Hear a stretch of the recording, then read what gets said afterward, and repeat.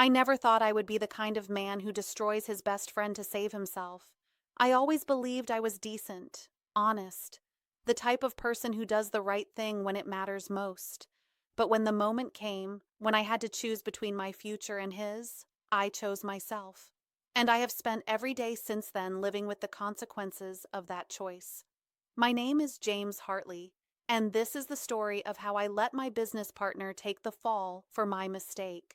This is my confession. I need to tell you this because the weight of it has become unbearable. For 5 years, I have carried this secret.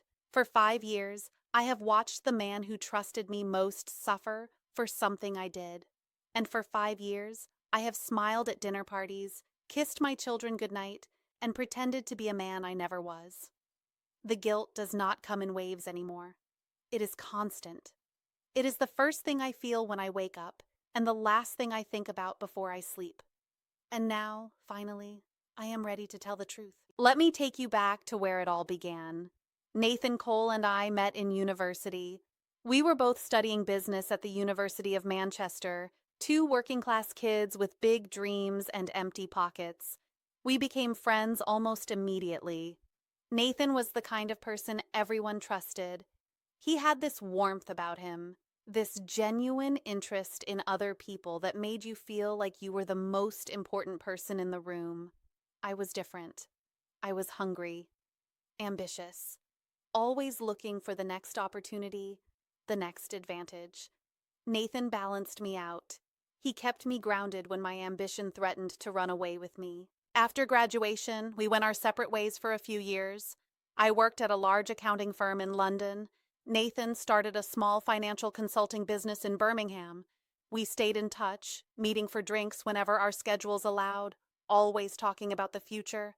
And in 2012, we finally made our dream a reality. We pooled our savings, took out loans, and founded Hartley Cole Financial Solutions. It was equal partnership, 50-50. His name and mine, side by side. The first few years were difficult. We worked 18-hour days. We took on clients no one else wanted. We built our reputation one successful project at a time. By 2016, we had grown from 2 men in a rented office to a team of 35 employees with contracts worth millions. We were not just successful, we were respected. Our names meant something in the industry. And through it all, Nathan and I remained as close as brothers. I remember the exact moment everything changed. It was October 2018, and we had just landed the biggest contract of our careers. A multinational pharmaceutical company called Vertex Global had selected us to manage their European financial restructuring. The contract was worth £12 million over 3 years. It was the kind of opportunity that could transform our company from a regional success to a national powerhouse. Nathan and I celebrated that night with expensive whiskey and grand plans for the future. But there was something I did not tell Nathan. Something I had been hiding for months. The truth is, I had made a terrible mistake 6 months earlier. We had a client called Morrison Holdings, a mid-sized property development company. They had trusted us with a significant investment portfolio, and I had been personally managing their account. One evening, I received what I believed was a legitimate investment opportunity from a contact I had met at a conference. It promised extraordinary returns with minimal risk.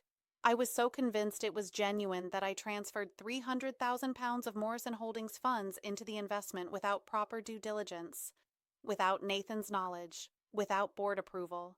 The investment was a fraud, a sophisticated scheme designed to look legitimate but ultimately worthless.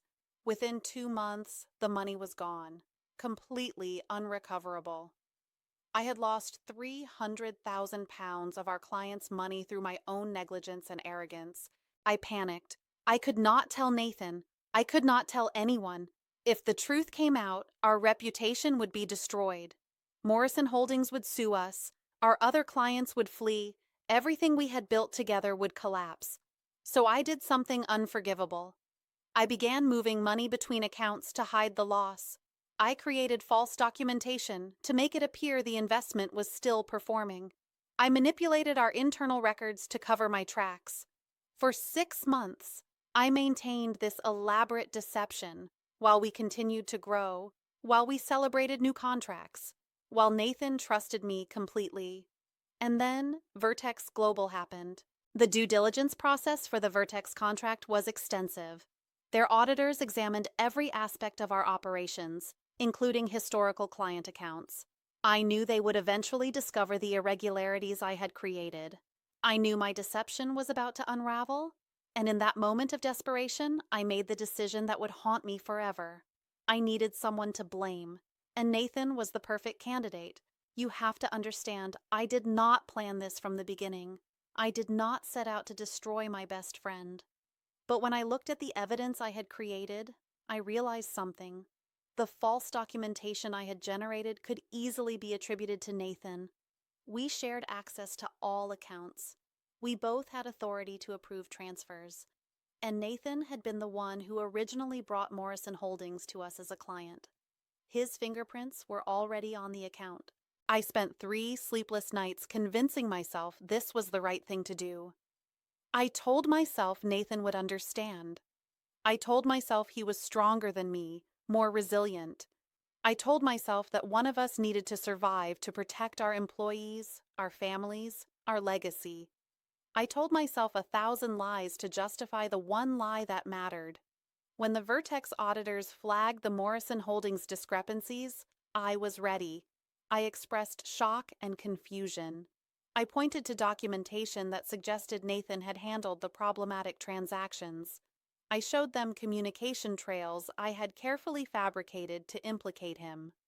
I played the role of the betrayed partner perfectly because in my mind, I had convinced myself that I was the victim, that circumstances had forced my hand, that I had no other choice. Nathan was called into a meeting with our company lawyer, Richard Marsh, and the Vertex compliance team on a gray Tuesday morning in November. I sat in that room and watched my best friend's face as they presented the evidence against him. I watched the confusion turn to disbelief. I watched the disbelief turn to horror. And when he looked at me, when he searched my eyes for the reassurance that I would stand by him, I looked away. He tried to defend himself. He insisted he had never made those transactions. He demanded to see the original documentation, but everything had been altered. Everything pointed to him. And when Richard Marsh quietly suggested that Nathan might want to consider resigning before a formal investigation, I said nothing. I sat in silence and let my best friend be destroyed. Nathan resigned from Hartley Cole Financial Solutions on the 23rd of November 2018. The official story was that he had made unauthorized investment decisions that resulted in significant client losses. He was not prosecuted, but his reputation was finished. No one in the industry would touch him. He lost everything we had built together, and I kept it all. The weeks that followed were a carefully choreographed performance of grief and betrayal. I told everyone who would listen that I was devastated by Nathan's actions. I expressed disappointment in my former partner while praising his previous contributions to our success. I positioned myself as the victim who had to pick up the pieces and move forward, and people believed me. They always believe the man who remains standing. Victoria noticed something was wrong almost immediately. My wife has always been perceptive, and she knew me better than anyone. She would find me awake at 3 in the morning, staring at the ceiling. She would catch me flinching when Nathan's name was mentioned. She asked me repeatedly if there was something I was not telling her, and I lied to her face. I told her I was just processing the betrayal. I told her it was difficult to accept that my best friend had deceived me. I used her compassion against her, and she held me while I pretended to grieve. Nathan tried to contact me several times in those first few months. He called my phone. He sent emails. He even came to our house one evening, desperate to understand what had happened. I refused to see him. I told Victoria to tell him I was not home. I hid in our bedroom and listened to his voice through the walls as he begged my wife to let him explain, to let him talk to me, to help him understand why I had abandoned him. Victoria came upstairs afterward and told me she had never seen a man look so broken. I told her Nathan was just trying to manipulate his way back into our good graces. Another lie to add to the mountain. The company thrived after Nathan's departure. Without the scandal hanging over us, we successfully completed the Vertex contract. We attracted new clients. We expanded our team. Within 2 years, Hartley Cole became Hartley Financial Consulting, and I was the sole name above the door. I bought a larger house. I sent my children to private schools. I became a respected figure in the business community, invited to speak at conferences, and quoted in industry publications. From the outside, I had everything a man could want, but inside, I was rotting. The guilt started as a whisper and grew into a scream. I would see Nathan's face in crowds. I would dream about that meeting room, about the look in his eyes when he realized no one was going to believe him. I started drinking more than I should. I became short-tempered with Victoria and the children. I threw myself into work with a desperation that confused everyone around me because they did not understand that I was trying to outrun something that lived inside my own head. I learned through mutual acquaintances what happened to Nathan after he left. Sarah, his wife, stood by him initially. She believed his innocence even when no one else did. But the financial pressure was enormous. They had to sell their house. Nathan could not find work in the industry. He took a job as an assistant manager at a retail store, earning a fraction of what he once made. The stress fractured his marriage. Sarah eventually took their 2 daughters and moved in with her parents. They did not divorce, but they lived separately for over a year. Nathan fell into a depression so severe he was hospitalized briefly in the spring of 2020. Every time I heard these updates, another piece of my soul crumbled. I had done this. I had taken a good man, a loyal friend, and I had destroyed his life to save my own. And the worst part was that no one knew. I was still the hero of my own story. I was still the man who had overcome his partner's betrayal. The injustice of it made me sick, but not sick enough to confess. I was too comfortable, too successful, too afraid of losing everything I had gained. The first crack in my carefully constructed world appeared in the autumn of 2021. We had hired a new senior accountant named Grace Patterson. She was brilliant, meticulous, the kind of person who noticed details everyone else missed. I knew almost immediately that she was going to be a problem. Grace was tasked with digitizing our historical records as part of a modernization initiative. This meant she would be examining files that I had hoped would never be touched again. Files that contained traces of my deception, if someone knew what to look for. I tried to redirect her to other projects. I told her the historical records were low priority, but Grace was thorough. She insisted on completing what she had started.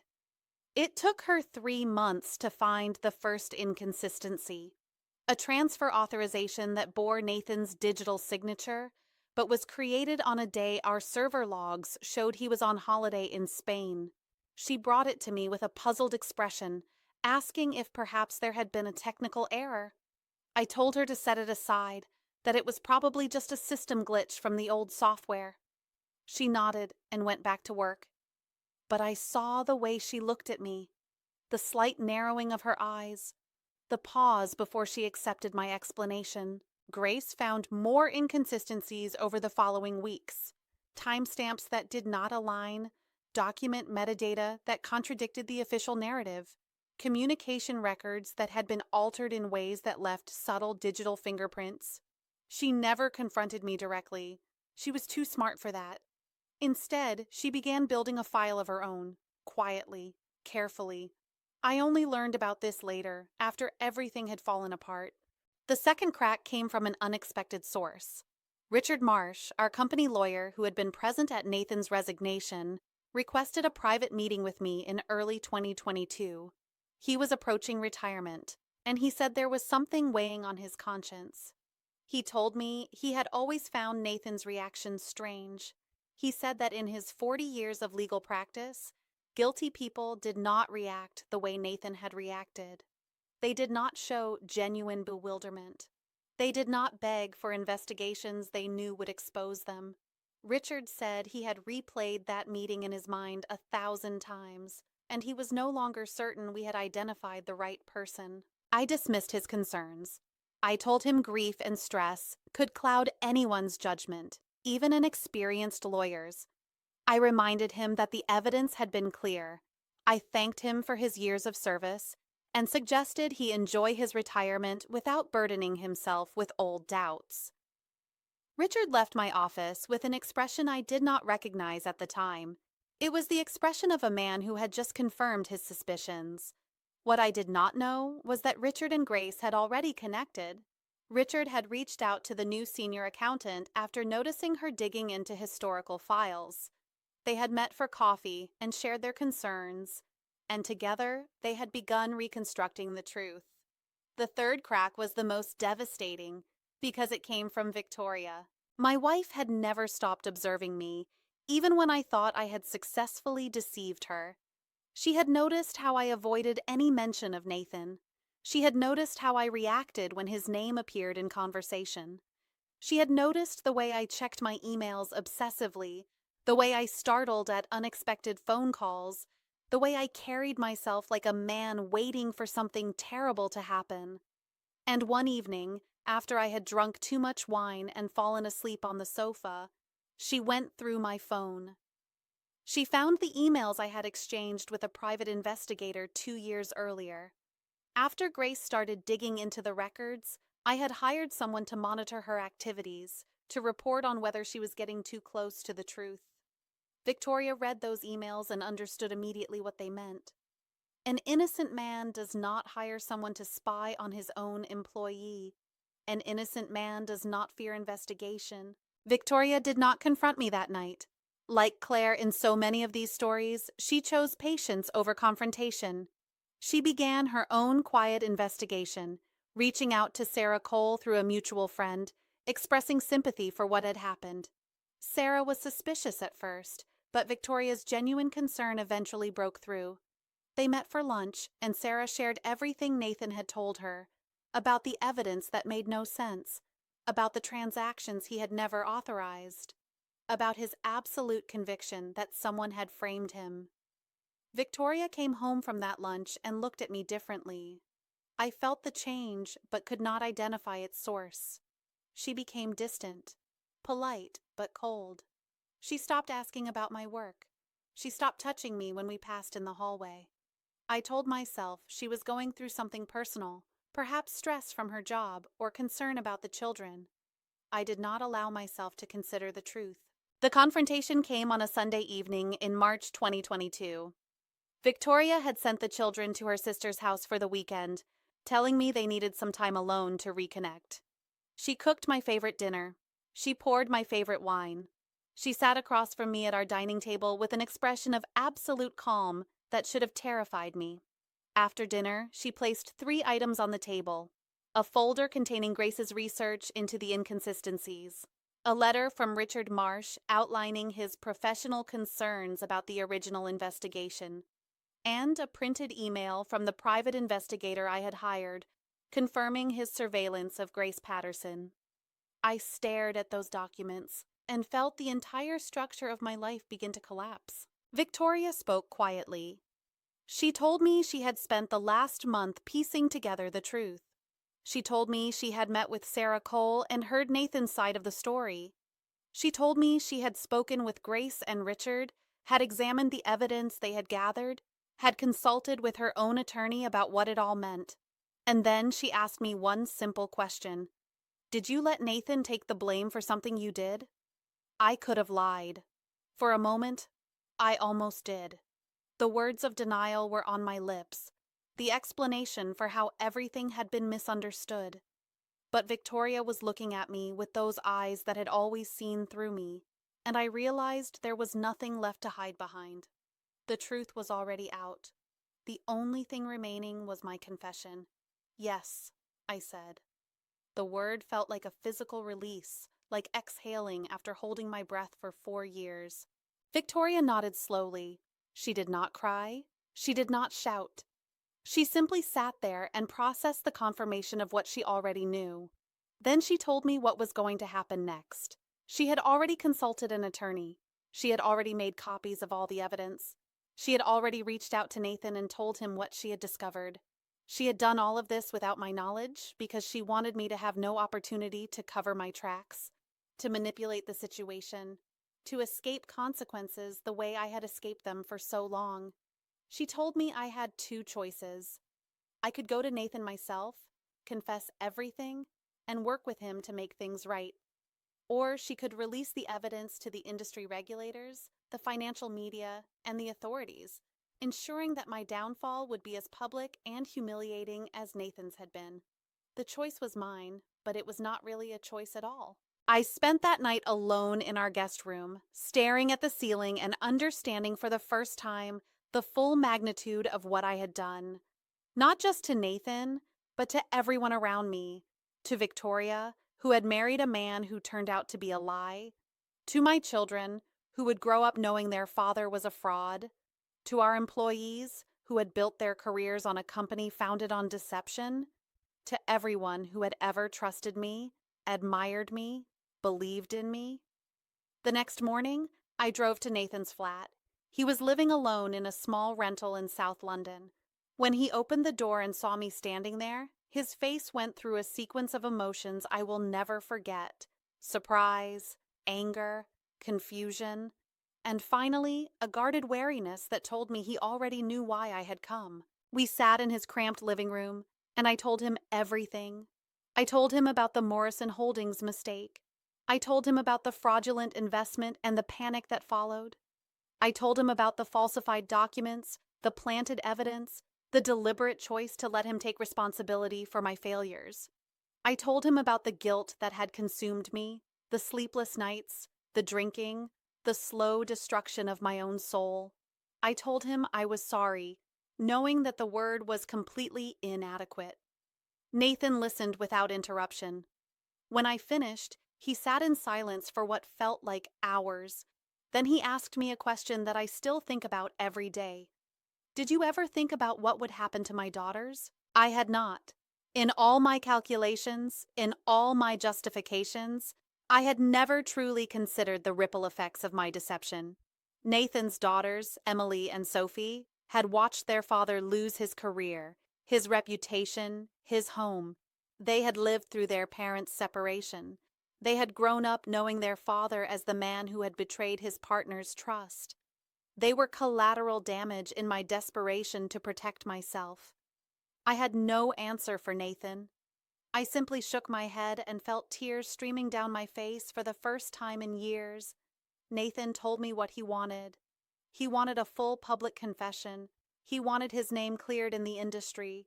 He wanted financial compensation for the years of lost earnings and the destruction of his reputation. And he wanted me to face whatever legal consequences resulted from my fraud. He did not want my friendship. He did not want my apologies. He wanted justice.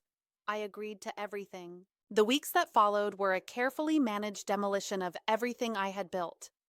I worked with Nathan's attorney to prepare a comprehensive statement outlining my deception.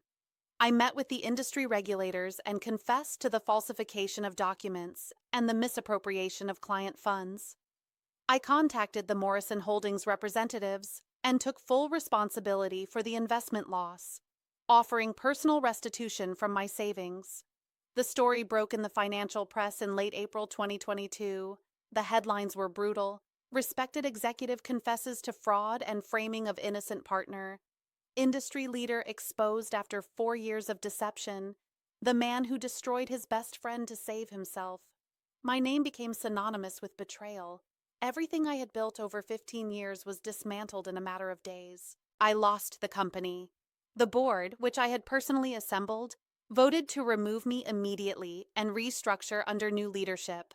They eventually reinstated Nathan's name, rebranding as Cole Financial Solutions in recognition of the injustice he had suffered. Nathan did not return as an active partner, but he received a significant settlement and a public apology from the organization he had co-founded. I lost my marriage. Victoria stayed long enough to see the confession through, to ensure that I followed through on my commitment to make things right. Then she took the children and moved in with her sister. The divorce was finalized 6 months later. She was remarkably fair in the proceedings, but I knew I had lost her forever. The man she had married did not exist. I had been performing a role, and she had finally seen behind the curtain. I lost my professional reputation completely. No one in the financial industry would work with me. Former colleagues crossed the street to avoid me. Invitations to conferences and industry events stopped entirely. I became a cautionary tale, a case study in ethical failures, a name that parents might use to warn their children about the consequences of dishonesty. I was not prosecuted criminally. The statute of limitations and the complexity of proving fraud charges meant that the authorities ultimately declined to pursue a case, but the professional and personal consequences were severe enough to constitute their own form of justice. I lost everything I had gained through my deception, and I gained nothing but the knowledge of what I truly was. It has been 2 years since my confession. I live alone now in a modest flat not far from where Nathan lived when I first visited him. I work as a freelance bookkeeper for small businesses, earning a fraction of what I once made, but grateful for the work. I see my children every other weekend, and each visit is a reminder of what I sacrificed for ambition and fear. They are too young to fully understand what their father did, but they are old enough to know that something terrible happened, that their family collapsed because of choices I made. Victoria has moved on. She is dating someone new, a teacher at her school, who by all accounts is a decent, honest man. I am genuinely happy for her. She deserves someone who does not carry the weight of deception, someone who can give her the authentic life I never could. Nathan and I spoke once more, about a year after my confession. He called me on the anniversary of his resignation, and we talked for nearly 2 hours. He told me he did not forgive me. He told me he probably never would, but he also told me he had found a kind of peace.